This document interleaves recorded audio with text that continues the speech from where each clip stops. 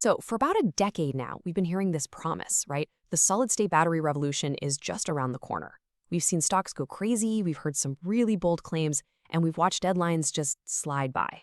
And yet, the battery in your car, your phone, it's pretty much still 1990s tech. So, what's the real story here? Let's get into the hype, the holdups, and maybe, just maybe, the real hope. All right, here's how we're going to break it down. First, we'll look back at that decade of missed deadlines. Then we'll dive right into the development hell that caused all the delays. We'll sort out what solid state actually means, because there's a few different flavors. Then the fun part. We'll see the real products that are finally showing up and how this tech could kill EV anxiety for good. And last, we'll hit the biggest question of all. Can they make it affordable? For years, solid-state batteries have been that thing that's always just about to happen. And honestly, that's created a lot of skepticism, and you're right to feel that way. So let's just validate that feeling and take a quick look back at the very long road of promises. Yeah, this road to solid state is pretty much paved with broken promises. You've got Toyota, one of the earliest champions, who first aimed for 2020, then pushed it to 2025. You've got startups like QuantumScape, whose stocks just exploded based on similar timelines. This whole cycle of hype and delay, it's created a serious credibility crisis.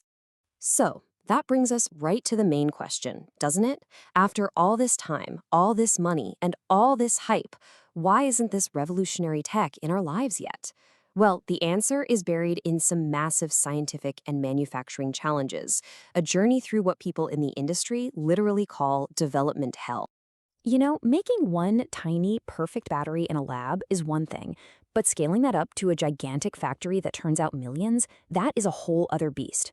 It's not just about making things bigger, it's about inventing totally new ways to manufacture things while you're battling some fundamental physics problems that have had scientists scratching their heads for years. One of the biggest villains in this whole story is something called a dendrite. Just imagine tiny, sharp metal spikes growing inside your battery every single time you charge it. These things can literally poke holes through the battery's internal structure, causing it to fail, lose its charge, and in the absolute worst-case scenario, start a fire. Figuring out how to stop these from growing is a monumental challenge. And this, right here, this is the core physical problem. In a normal battery, a liquid naturally seeps into every nook and cranny, creating perfect contact. But with solids, you have to press two solid materials together so perfectly on a microscopic level that there are absolutely zero gaps. Any tiny little gap acts like a massive roadblock for the energy, and it just kills the battery's performance.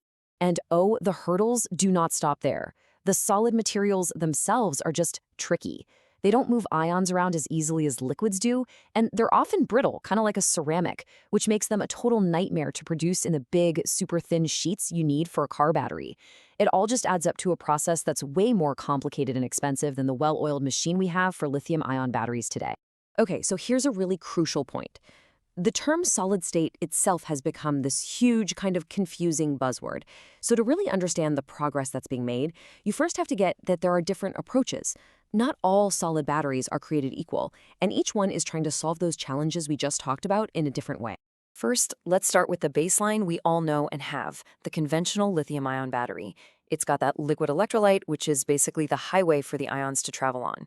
It works pretty well, but, and this is the key, that liquid is flammable. That is the core safety problem that everyone is trying to solve. Next up, you have this really clever compromise, the semi-solid state battery. The best way to think of it is like adding just a little splash of milk to a super thick smoothie to help it blend better.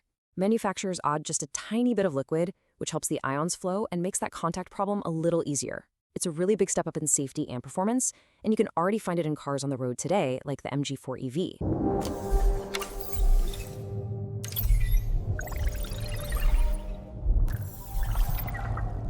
And finally, we get to the holy grail, the ultimate goal, the all-solid-state battery. We're talking zero liquid, none.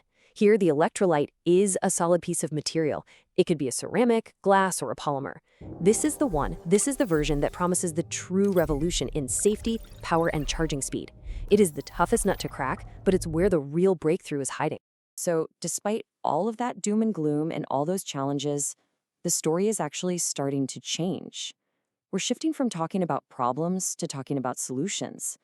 For the first time, we are seeing real, tangible progress from companies that are moving beyond the lab and are firing up pilot production lines, and in some cases, even making commercial products. So check this out. Let's look at a company called Canadavia. While the entire car world is waiting, this company is already selling true all-solid-state batteries. But they're for the most extreme environments you can think of. We're talking the vacuum of space on the International Space Station, the sterile field of a hospital operating room, and the ultra-clean world of making semiconductors. And this is exactly why they own these markets. Their batteries can operate from a freezing cold -40 all the way up to a scorching 120 degrees Celsius. That's a 160-degree range that would absolutely destroy a normal battery. It's a level of toughness that's absolutely critical for things like space travel and heavy industry. Okay, now for a name you've probably heard, QuantumScape. They are making some really serious moves toward getting this tech into cars. They're hitting huge milestones, like shipping their first sample cells to partners like Volkswagen. They've fired up their pilot production line, and they're even testing their batteries on a Ducati electric motorcycle. This is real-world progress. And here is the number that could change everything. 12.2 minutes.